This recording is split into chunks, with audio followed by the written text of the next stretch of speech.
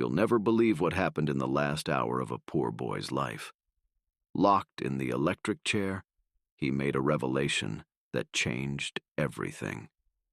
You may think you've heard stories like this before, but nothing, absolutely nothing, compares to what this boy had to say. Before we continue, leave a comment below telling me where you're watching this video from. I'd love to know. In the heart of Detroit, where dreams often wither under the harsh realities of life, young Jason Miller's story began. The city, once a symbol of American industrial might, now stood as a testament to economic decline and social inequality. Amidst this urban decay, Jason's childhood unfolded like a delicate flower struggling to bloom in cracked concrete.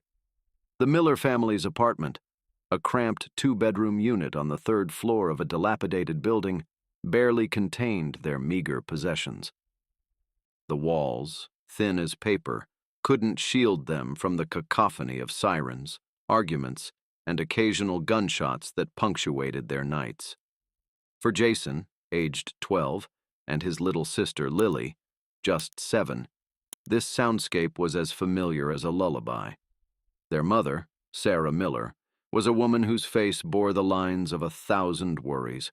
Her days began before dawn, rushing to her first job as a cleaner at a downtown office building.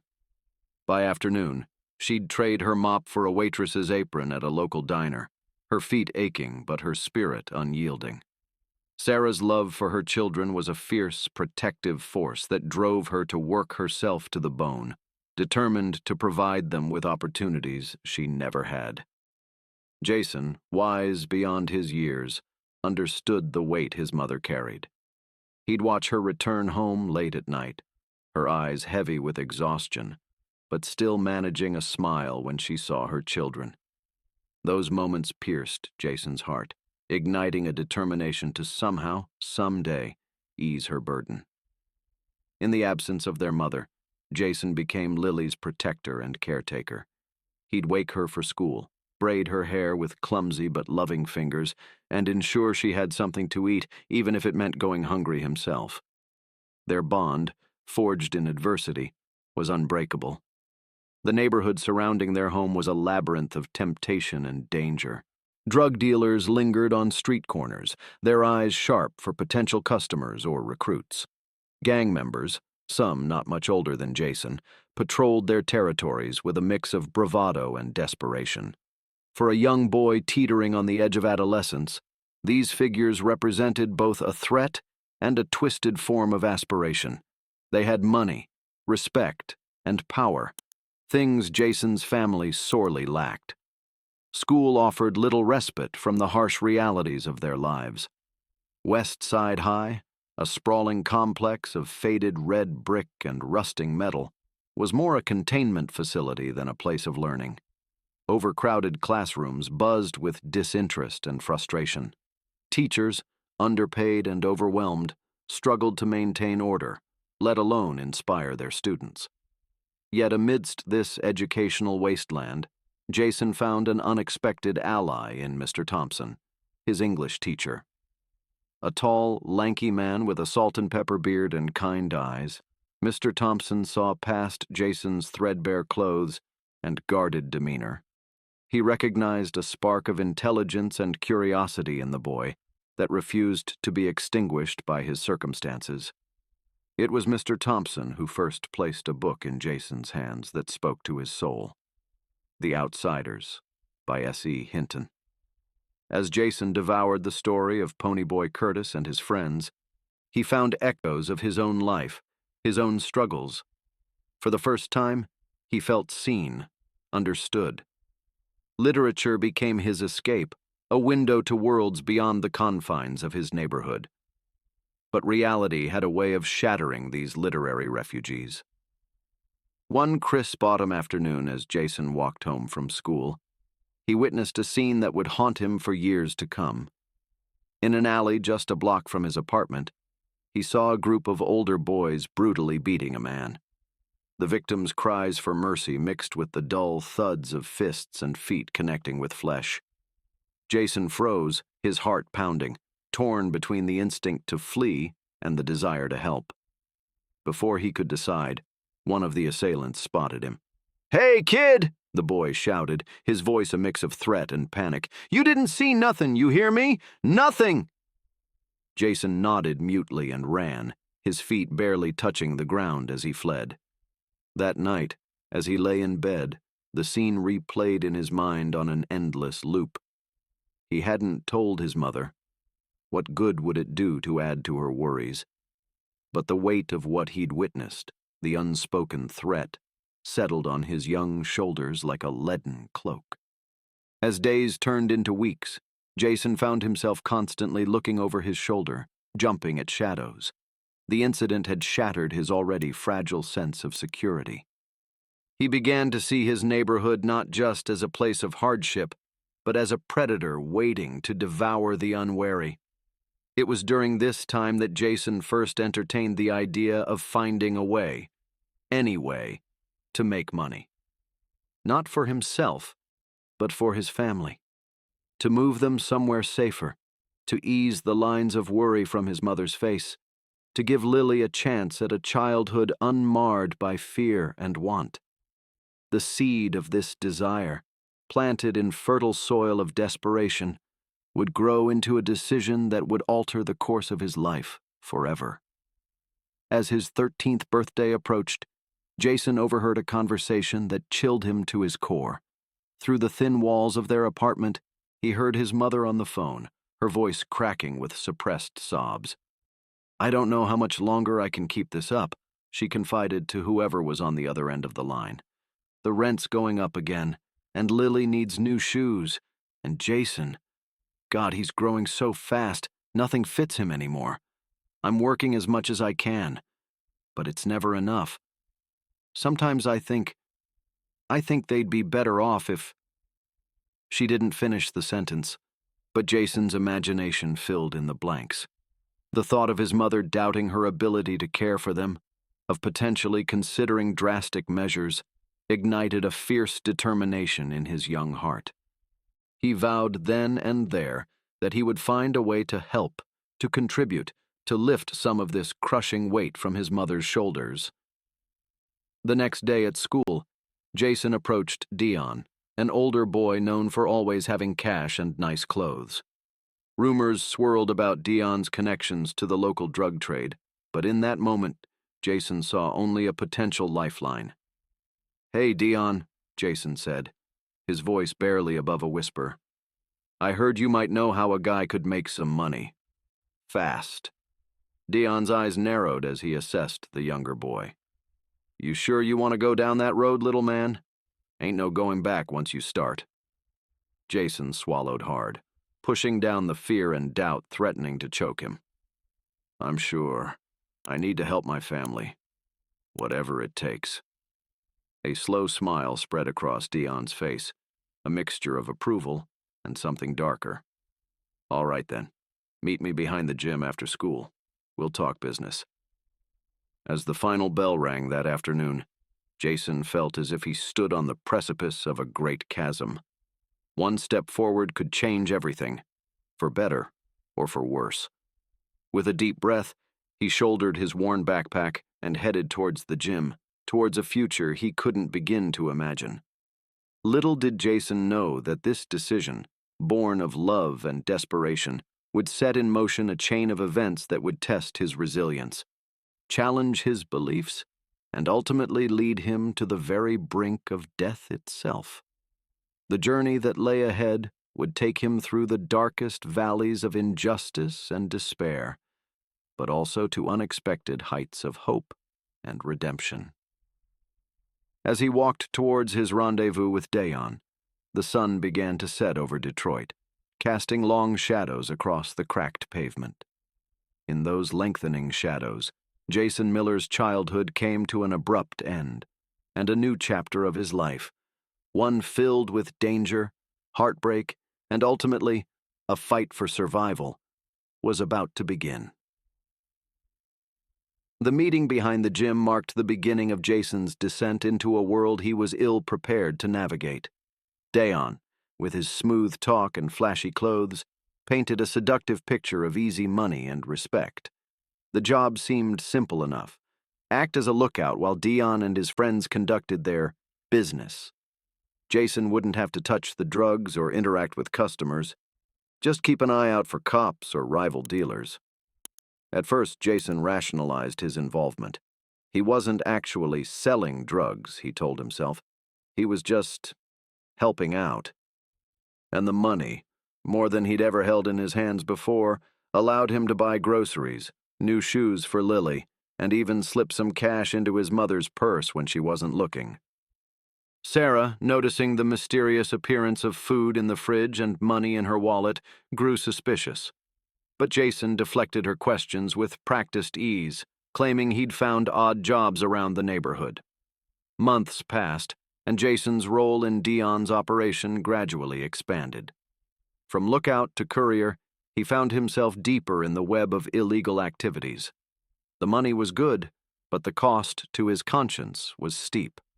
Each night, as he lay in bed listening to the sounds of the city, he wrestled with the knowledge that he was contributing to the very problems that plagued his community.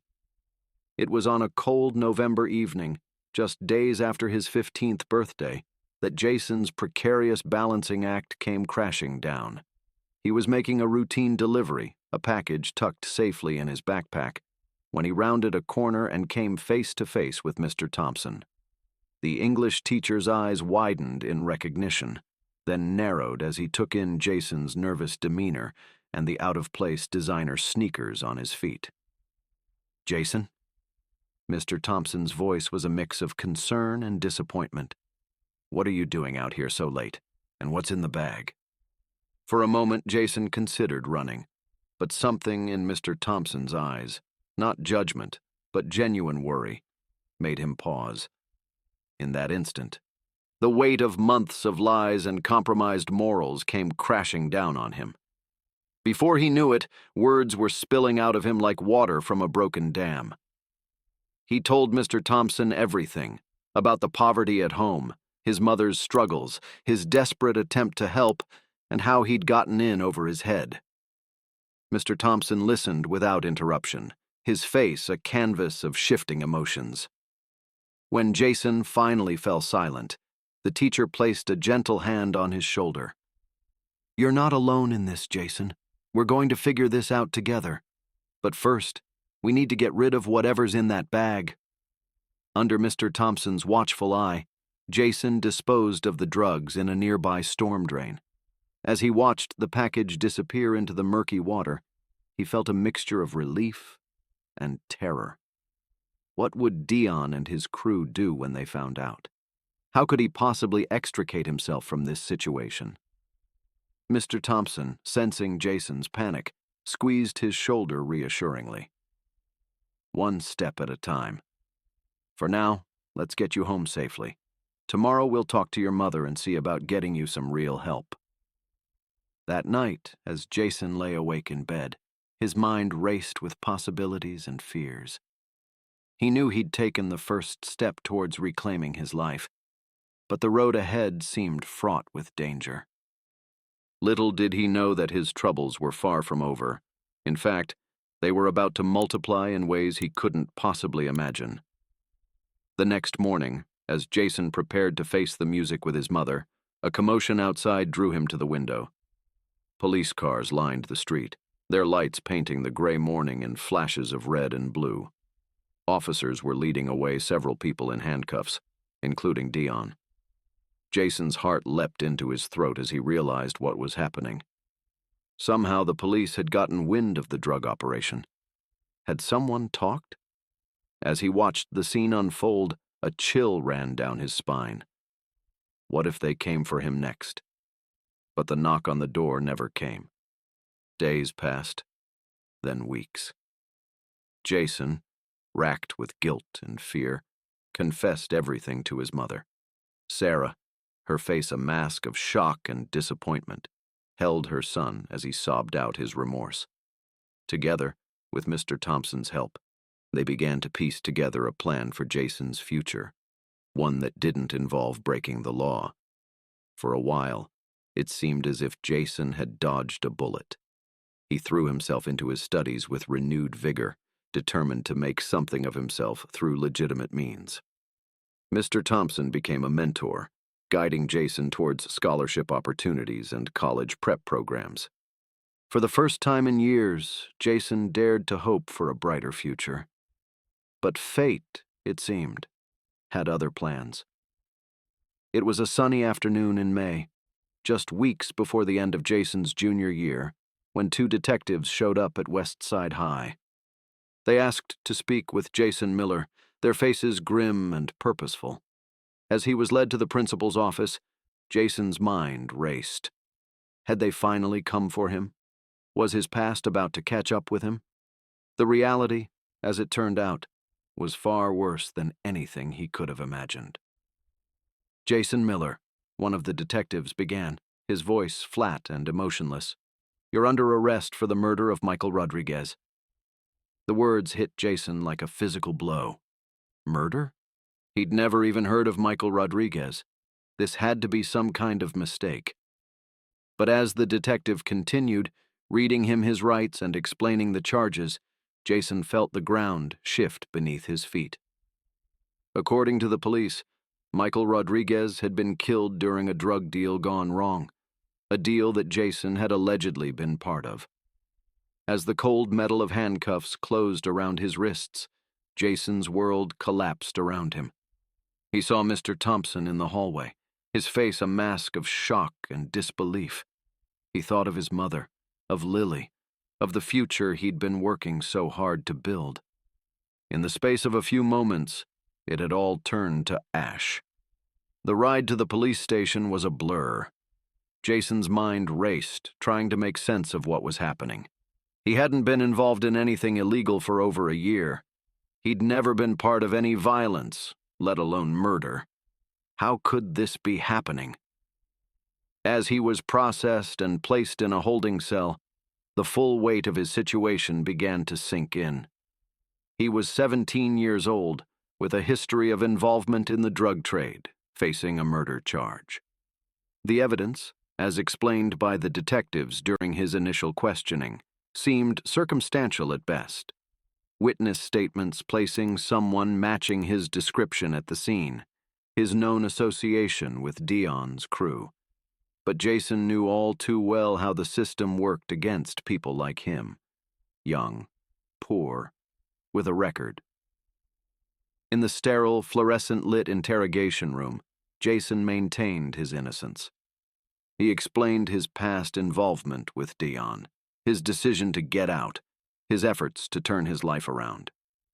The detectives listened with skeptical expressions, their pens scratching notes that seemed to dismiss every word he said. "Look, kid," one of the detectives finally said, leaning across the table. "We know you were there. We know you were involved. Why don't you make this easier on yourself and tell us what really happened?" But Jason had nothing to confess. He hadn't been there. He hadn't done this. Yet with each passing hour, as he was returned to his cell and left to contemplate his fate, a terrifying realization began to dawn on him. Innocence might not be enough to save him. In the days that followed, as he awaited his first court appearance, Jason's world shrank to the confines of his cell. He thought of his mother and sister, imagining their fear and confusion. He thought of Mr. Thompson and the opportunities that now seemed hopelessly out of reach. And he thought of Michael Rodriguez, a man he'd never met, whose death had somehow become entwined with his own fate. As he lay on the hard cot, staring at the ceiling, Jason Miller, once a boy full of hope and determination, felt the cold fingers of despair wrap around his heart. The justice system, which he'd once believed would protect the innocent, now loomed before him like an implacable machine, ready to grind him to dust. Little did Jason know that his ordeal was just beginning. The trial that awaited him would test not only his resilience but the very foundations of justice itself. As he closed his eyes, trying to find a moment's peace in the chaos that had become his life, Jason couldn't shake the feeling that he was standing on the edge of an abyss, one from which there might be no return. The weeks leading up to Jason's trial were a whirlwind of confusion, fear, and desperate preparation. His court-appointed lawyer, a harried public defender named Mark Simmons, seemed perpetually overwhelmed. Simmons, a man in his late 40s with thinning hair and perpetually smudged glasses, carried the weight of too many cases and too little time. His meetings with Jason were brief, hurried affairs in the echoing confines of the jail's visitation room. "Look, kid," Simmons would say, shuffling through a stack of papers, his tie askew and a coffee stain on his shirt. "I'm gonna be straight with you. This doesn't look good. The prosecution has witnesses placing you at the scene. They've got your history with Dion's crew. It's circumstantial, sure, but juries eat that stuff up." Jason, his hands cuffed, and his orange jumpsuit a stark reminder of his current reality, would lean forward, desperation etched on his young face. "But I wasn't there," he'd insist, his voice cracking. "I swear, Mr. Simmons, I got out of that life. I was home that night studying for a test. My mom can vouch for me." Simmons would sigh, rubbing his temples. "Your mom's testimony won't hold much weight, Jason. She's biased. We need something more concrete." But concrete evidence of Jason's innocence seemed frustratingly elusive. As the trial date loomed closer, a pall of hopelessness began to settle over him. The justice system, which he'd once believed would protect the innocent, now seemed like a labyrinth designed to trap him.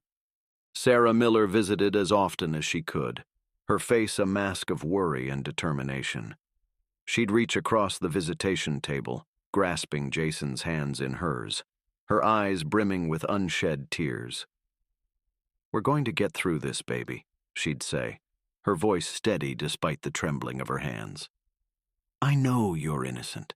We just need to make them see it." Lily, too young to fully understand what was happening, would draw pictures for her brother. Bright, hopeful scenes of their family together, free and happy. Jason would pin these drawings to the wall of his cell, a splash of color and hope in the drab gray surroundings. Mr. Thompson, true to his word, hadn't abandoned Jason. He visited when he could, bringing books and news from the outside world. "Don't give up, Jason," he'd say, his kind eyes filled with a mixture of sadness and determination. "The truth has a way of coming out. We just need to keep fighting." But as the days turned into weeks, and the weeks stretched towards months, Jason felt his resolve beginning to crumble. The constant stress, the uncertainty, the fear, it all wore on him like a physical weight. He lost weight, dark circles forming under his eyes from sleepless nights spent staring at the cell ceiling, replaying every moment of his life, wondering how he'd ended up here.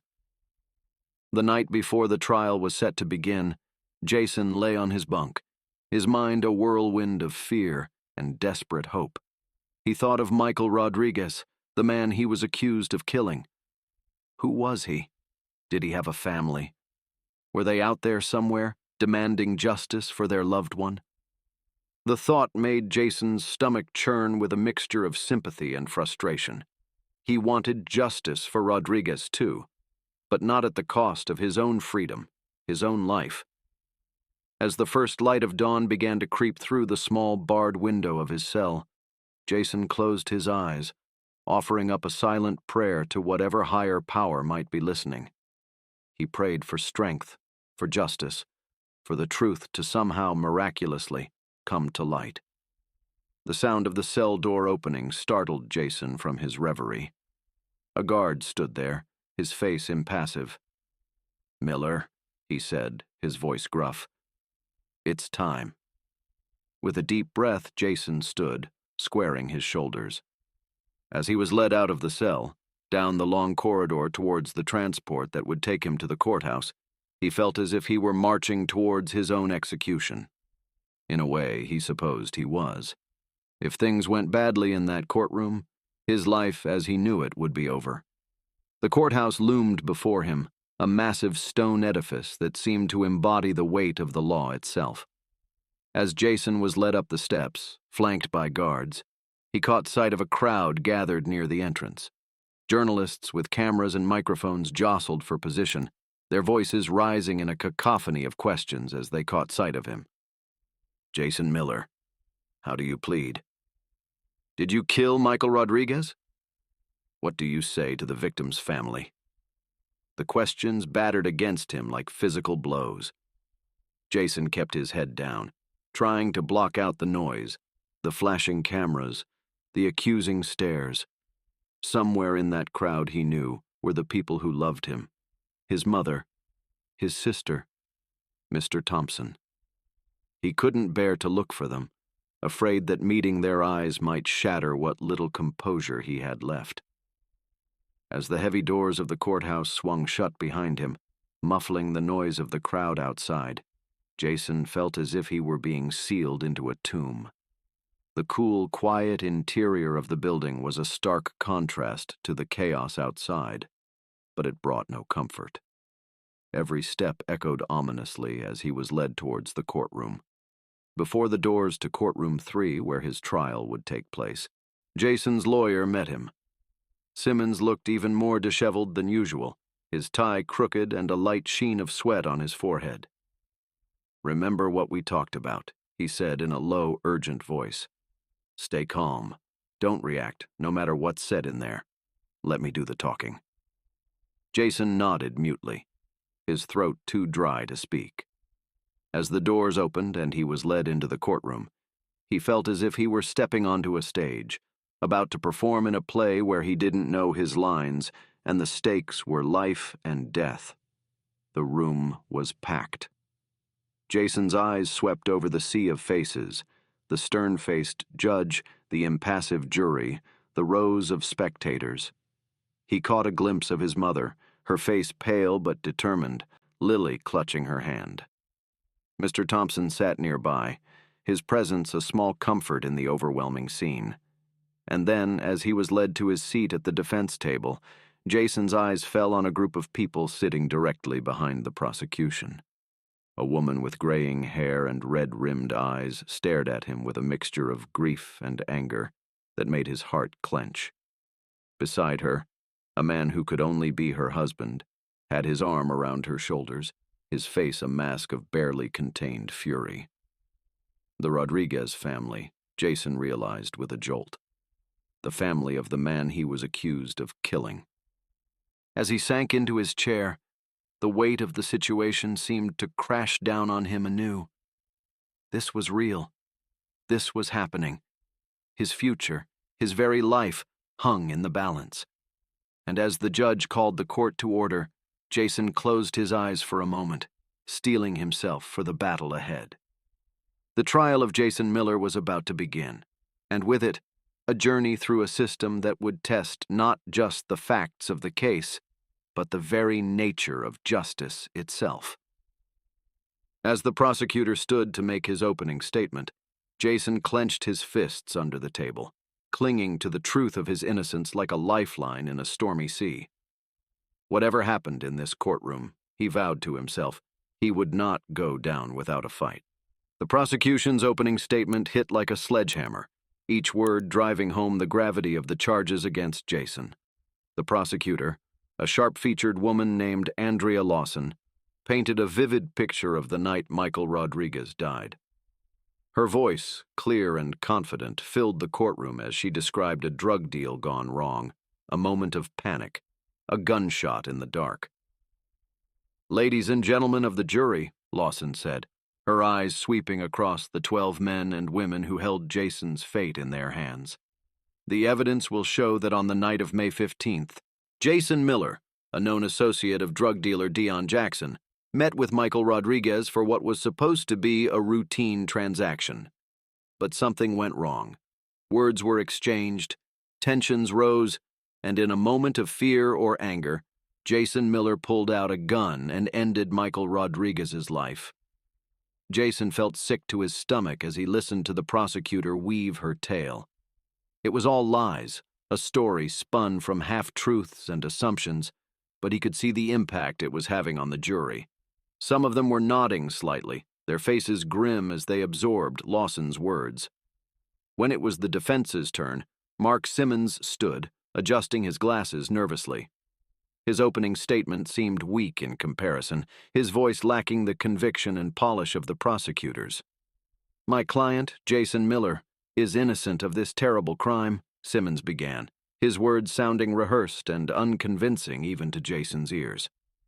While it's true that he had past associations with unsavory elements, Jason had turned his life around. He was working hard in school, planning for college.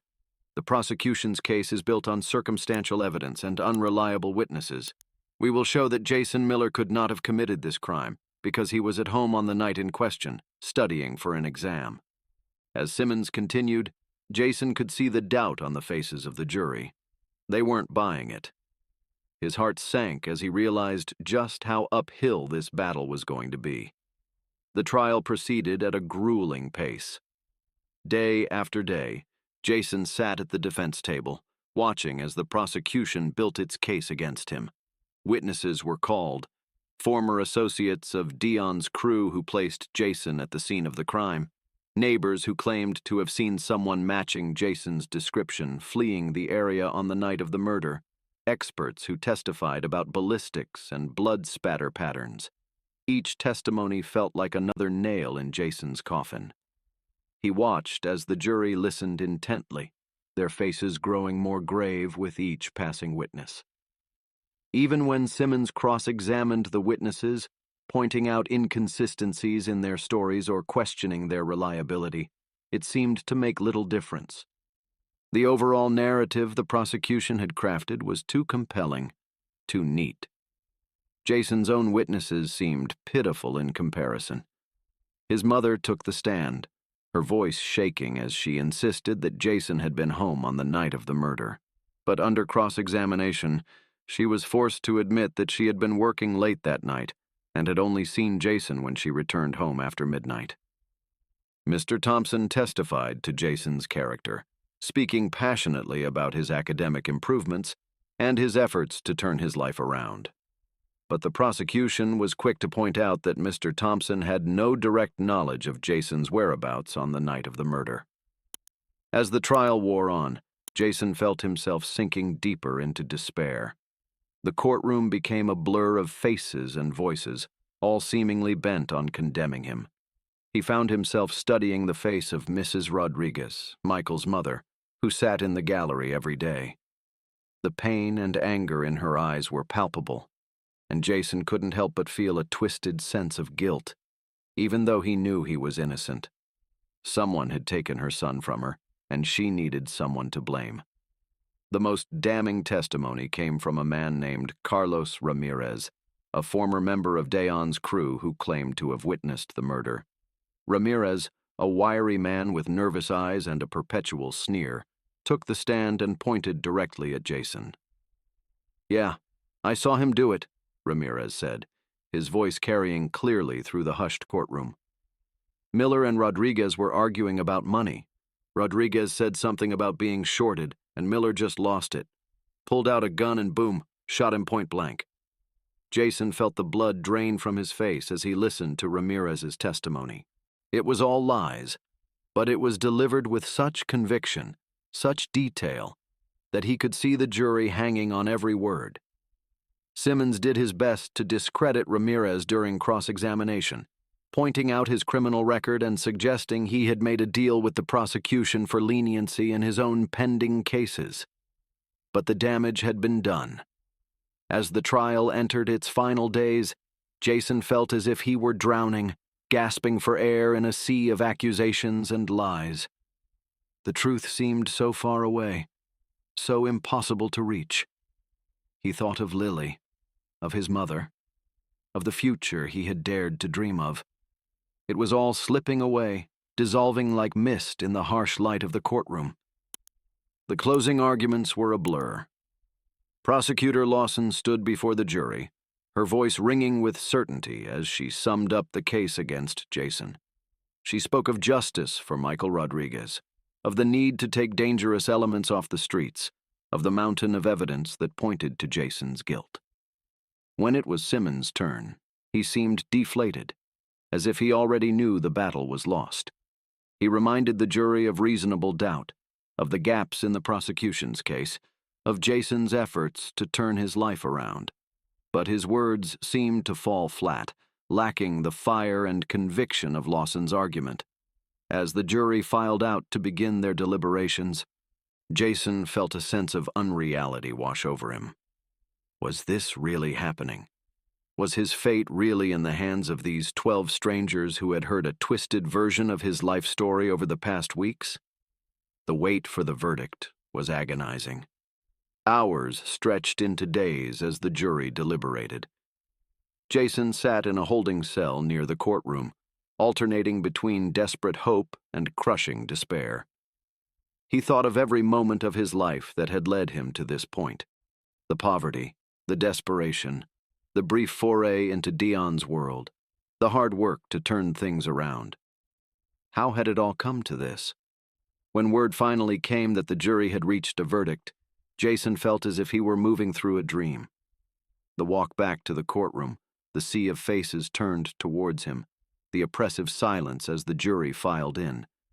It all seemed distant, unreal. The foreman of the jury stood, a slip of paper in his hand. Jason's heart pounded in his ears, drowning out everything else. He closed his eyes, clinging to the truth of his innocence like a talisman. In the case of the state versus Jason Miller, on the charge of murder in the first degree, we the jury find the defendant. The pause seemed to stretch for an eternity. Jason held his breath, his entire body tense, praying for a miracle. Guilty. The word fell like a hammer blow. Jason heard his mother's cry of anguish, saw Mr. Thompson's face crumple in disbelief, but it all seemed far away, muffled, as if he were underwater. Guilty. The word echoed in his mind, drowning out everything else. As the judge began to speak, discussing sentencing and procedures, Jason felt the last vestiges of his hope crumble away. The system he had believed in, the justice he had counted on, had failed him. In that moment, as the reality of his situation crashed down upon him, Jason Miller, once a boy full of dreams and determination, felt something inside him break. The courtroom erupted into a cacophony of voices, cries of anguish from his family, murmurs of satisfaction from the prosecution's side, the judge calling for order. But for Jason, there was only silence. A deep, profound silence that seemed to swallow him whole. As he was led away, back to the holding cell to await sentencing, Jason caught one last glimpse of his mother's tear-stained face, of Lily's confused and frightened expression, of Mr. Thompson's look of devastated disbelief. In that moment, he wanted to cry out, to proclaim his innocence one last time. But the words died in his throat. The heavy door of the holding cell clanged shut behind him, the sound echoing with a terrible finality. Jason sank onto the cold metal bench, his head in his hands. Guilty. The word reverberated in his mind, a death knell for all his hopes and dreams. As the reality of his situation settled over him like a shroud, Jason Miller faced the darkest night of his young life. Convicted of a crime he didn't commit, facing a future behind bars, he grappled with a pain and despair deeper than anything he had ever known. The road ahead seemed impossibly dark, a journey through a nightmare from which there might be no awakening. But even in this moment of utter despair, a small, defiant spark of hope refused to be extinguished. Somewhere in the depths of his being, Jason clung to the truth of his innocence. And in that truth, in the face of overwhelming injustice, the seeds of an incredible journey were planted, a journey that would test the limits of his endurance, challenge the very foundations of justice, and ultimately lead to a revelation that would shake the city of Detroit to its core. Night fell on the day of his conviction. Jason Miller stood at the precipice of a new chapter in his life, one that would test every ounce of his strength, resilience, and faith in humanity. The cold reality of his situation settled over him like a heavy blanket, threatening to suffocate the last remnants of hope that clung stubbornly to his heart. In the days that followed, as he awaited sentencing, Jason's world narrowed to the confines of his cell. The harsh fluorescent lights, the echoing corridors, the clanging of metal doors, these became the backdrop to his new reality. Each day blended into the next, a monotonous parade of regret, anger, and despair. Visits from his family were both a blessing and a torment. Sarah's face, etched with lines of worry and exhaustion, was a constant reminder of the pain his situation was causing those he loved. Lily, her young eyes wide with confusion and fear, would press her hand against the glass partition, her voice small and trembling as she asked when her big brother was coming home. These moments, meant to provide comfort, often left Jason feeling hollowed out, a shell of the person he once was. Mr. Thompson continued to visit, his unwavering belief in Jason's innocence a flickering light in the darkness. He brought books, novels, poetry, works of philosophy, anything to keep Jason's mind engaged and his spirit from completely withering. "Keep reading, keep thinking," Mr. Thompson would urge. "Your mind is still free, even if your body isn't. Don't let them take that from you." As the days crept by, Jason found himself grappling with a maelstrom of emotions. Anger at the injustice of his situation would surge through him, leaving him pacing his cell like a caged animal. Fear of what the future held would paralyze him, leaving him curled on his bunk, unable to face the reality of his circumstances. Guilt, not for the crime he didn't commit, but for the pain his situation was causing his family, gnawed at him constantly. But beneath it all, a small, defiant spark of hope refused to be extinguished. In the quiet hours of the night, when the prison fell silent save for the occasional echo of a guard's footsteps, Jason would close his eyes and cling to the truth of his innocence. It became his mantra, his lifeline, a truth he knew he must never let go of, no matter how dark things became. The day of sentencing arrived with a sense of grim inevitability. Jason stood before the judge, his shoulders squared, his jaw set. He had decided, after long nights of soul-searching, that he would not go quietly into the abyss. When asked if he had anything to say before sentencing, Jason stepped forward, his voice steady despite the trembling of his hands. "Your Honor," he began, his eyes sweeping across the courtroom, taking in the faces of the jury, the prosecutors, the Rodriguez family, and his own loved ones. "I stand before you today, convicted of a crime I did not commit. I cannot express the depth of my sorrow for the loss of Michael Rodriguez. His family deserves justice, but I am not the one who took him from them." Jason paused, taking a deep breath before continuing. "I know that my words may seem hollow in the face of the verdict that has been passed, but I need to say them, not just for myself, but for my family, for Mr. Thompson who believed in me, for every person who has ever found themselves caught in the gears of a system that sometimes fails those it's meant to protect." He turned, facing the gallery directly now, his eyes locking with those of Mrs. Rodriguez. "To the Rodriguez family, I am so deeply sorry for your loss. I can't imagine the pain you're going through. I wish I could give you the closure you deserve, but I can't confess to a crime I didn't commit. All I can do is promise you that I will never stop fighting to uncover the truth of what happened to Michael." Turning back to the judge, Jason straightened his shoulders. "Your Honor, I know that you must pass sentence based on the verdict of the jury. But I stand here today to tell you, and everyone in this courtroom, that I am innocent. And no matter what sentence is handed down, I will never stop fighting to prove that innocence. Because the truth matters, justice matters, and someday, somehow, I believe the truth will come to light." A hush fell over the courtroom as Jason finished speaking. For a moment, it seemed as if the very air was holding its breath. Then, slowly, a murmur began to ripple through the gallery. Jason caught sight of his mother, tears streaming down her face, nodding fiercely. Mr. Thompson sat beside her, his eyes shining with a mixture of pride and sorrow. The judge, his face impassive, called for order. When silence once again reigned in the courtroom, he began to speak. His voice, grave and measured, seemed to echo in Jason's ears as he pronounced the sentence, 25 years to life. The words fell like hammer blows, each one driving home the reality of what lay ahead.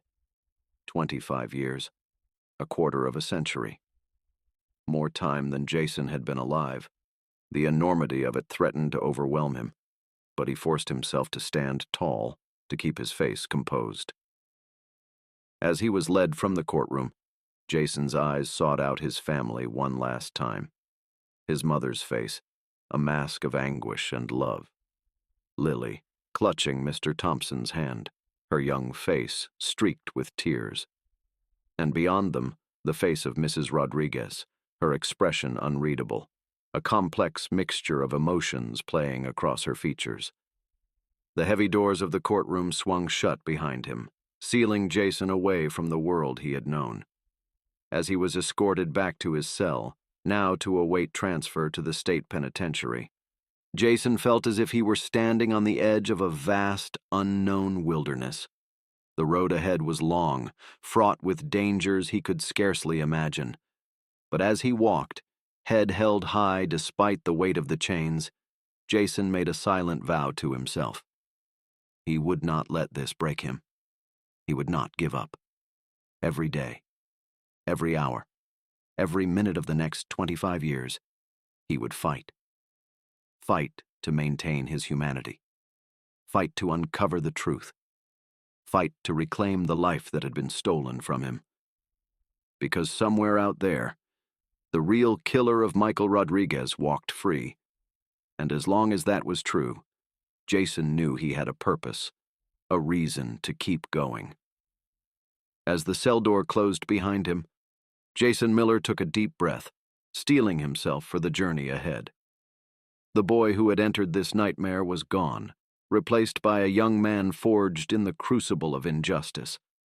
And that young man was determined to emerge from this ordeal not just alive, but vindicated. Little did Jason know that far beyond the walls of his cell, wheels were already in motion. Forces he couldn't have imagined were aligning, setting the stage for a chain of events that would not only challenge his newfound resolve, but also shake the very foundations of justice in Detroit. The fight for Jason Miller's freedom, and the truth behind Michael Rodriguez's murder, was only just beginning. The transition from county jail to state penitentiary was a descent into a harsher reality than Jason had ever imagined.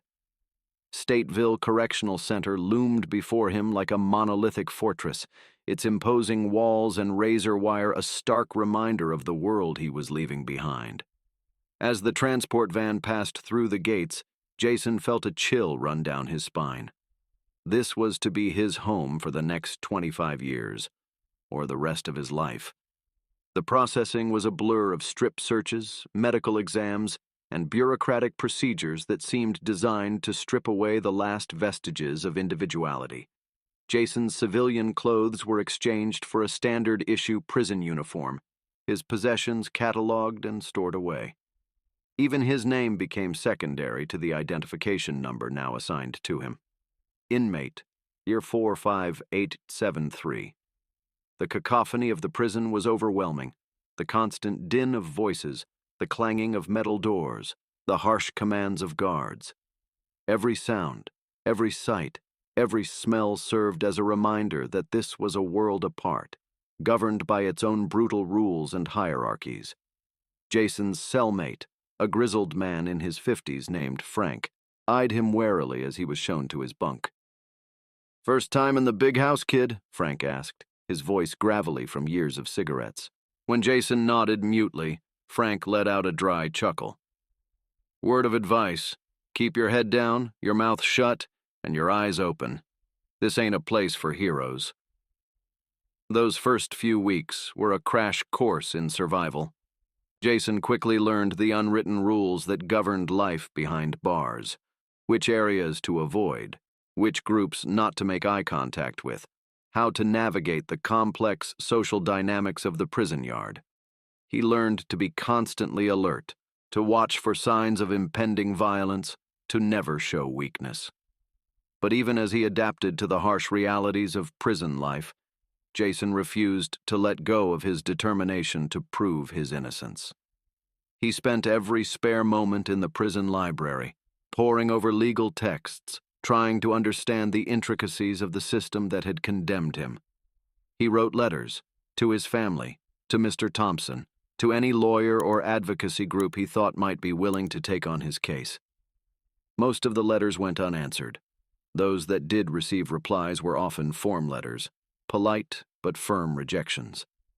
The few times Jason managed to secure a meeting with the prison's legal aid, he was met with weary skepticism. "Look, kid," one overworked public defender told him, "I get it. Everyone in here says they're innocent. But unless you've got some new evidence, some smoking gun that'll blow this case wide open, you're just wasting your time. And mine."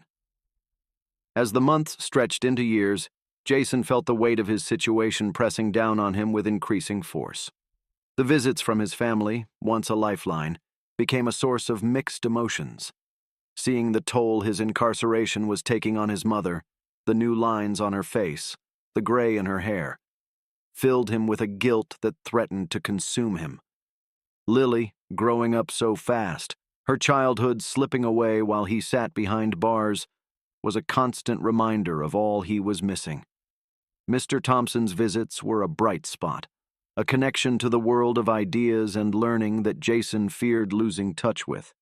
But even these became tinged with sadness as Jason saw the hope in his mentor's eyes gradually dim, replaced by a weary determination that spoke of battles fought and lost.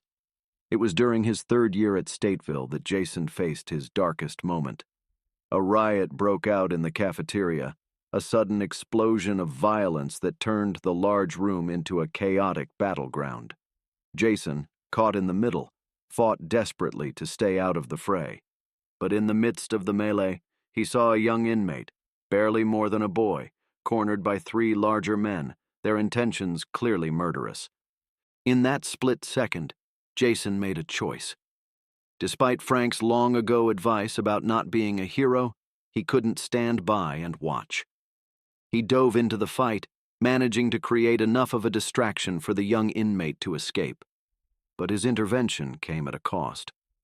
As the guards finally restored order, Jason found himself in the prison infirmary, his body battered, his ribs cracked, and a deep gash above his eye that would leave a permanent scar. As he lay on the infirmary bed, pain radiating through his body, Jason felt a wave of despair wash over him. What was he doing? Why was he fighting so hard to maintain his humanity, his hope, in a place that seemed designed to crush both? For the first time since his sentencing, Jason allowed himself to consider giving up. The thought of simply surrendering to his fate, of letting go of the constant struggle to prove his innocence, held a seductive appeal. It was in this moment of weakness that Jason received an unexpected visitor. The young inmate he had saved, a kid named Tony, slipped into the infirmary to thank him. "I don't know why you did it, man," Tony said, his voice low and fervent. "But you saved my life. I won't forget that." Something in Tony's words, in the raw gratitude of his expression, struck a chord in Jason. It was a reminder that even here, in this place of darkness and despair, actions mattered. Choices mattered. Who you chose to be in the face of adversity mattered. That night, as Jason lay awake listening to the sounds of the prison around him, he made a decision. He would not give up. He would not let this place, this situation define him or break him.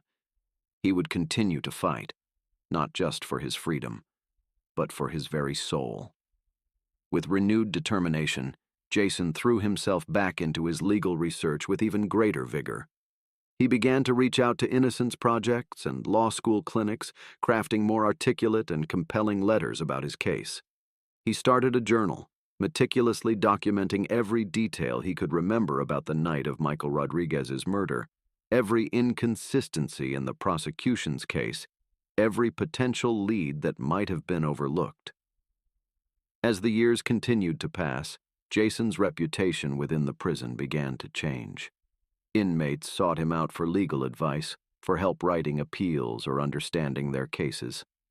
Guards began to treat him with a grudging respect, noting his calm demeanor and his efforts to mediate conflicts among other prisoners. It was during his 7th year at Stateville that Jason's persistence finally yielded a glimmer of hope. A letter arrived from a small legal clinic associated with a nearby law school. They had reviewed his case and believed there might be grounds for an appeal based on ineffective assistance of counsel. It wasn't much, barely more than a foot in the door, but to Jason, it felt like the first ray of sunlight after an endless night. As he read and reread the letter, tracing the words with his finger as if to convince himself they were real, Jason felt something he hadn't experienced in years. Genuine hope. It was a dangerous feeling in a place like Stateville, where hope could be a weapon used against you. But Jason embraced it, letting it fuel his determination. That night, as he lay on his bunk staring up at the ceiling, Jason allowed himself to imagine a future beyond these walls. He thought of his family, of the life he had dreamed of before all of this began. For the first time in years, those dreams didn't feel like taunting impossibilities, but like distant stars. Difficult to reach, perhaps, but not entirely out of grasp. As he drifted off to sleep, Jason's mind was filled not with the usual nightmares of courtrooms and prison yards, but with visions of freedom, of justice, of a truth finally brought to light. He didn't know it yet, but this small spark of hope was about to ignite a chain of events that would not only change his life, but would send shockwaves through the very system that had condemned him. Beyond the walls of Stateville, in the bustling streets of Detroit, pieces were beginning to move on a board much larger than Jason could imagine. A young journalist, driven by a hunger for truth and a suspicion that something about the Miller case didn't add up, was about to stumble upon a lead that would blow the dust off a 7-year-old murder. And in the shadowy corners of the city's underworld, whispers were beginning to circulate. Whispers about a long-buried secret that some would kill to keep hidden. The fight for Jason Miller's freedom was about to enter a new phase, one that would test not just his resilience and determination, but the very foundations of justice in Detroit. As dawn broke over Stateville Correctional Center, casting long shadows across the prison yard, the stage was set for a battle that would change everything, for Jason, for his family, and for a city long accustomed to burying its secrets. Sarah Chen had always been drawn to stories that others overlooked. As a young journalist fresh out of college, she had cut her teeth on local human interest pieces and community news for the Detroit Free Press. But it was the stories that lurked in the shadows, the ones that powerful people preferred to keep hidden, that truly ignited her passion. It was a dreary Tuesday morning when Sarah first stumbled upon Jason Miller's case. She had been digging through old court records, researching a story on wrongful convictions, when Jason's name caught her eye. Something about the case nagged at her. The speed of the conviction, the circumstantial nature of the evidence, the unwavering protestations of innocence that had continued long after most would have given up. Intrigued, Sarah began to dig deeper. She pored over trial transcripts, interviewed anyone who would speak to her about the case, and slowly began to piece together a picture that was far more complex than the open and shut case the prosecution had presented. Her editor, a grizzled veteran named Frank Donovan, was skeptical when Sarah pitched the story. "Look, Chen," he said, leaning back in his chair and fixing her with a weary gaze. "I get that you think there might be something here. But this Miller kid was convicted 7 years ago. It's old news. What makes you think anyone's going to care now?" Sarah leaned forward, her eyes bright with determination.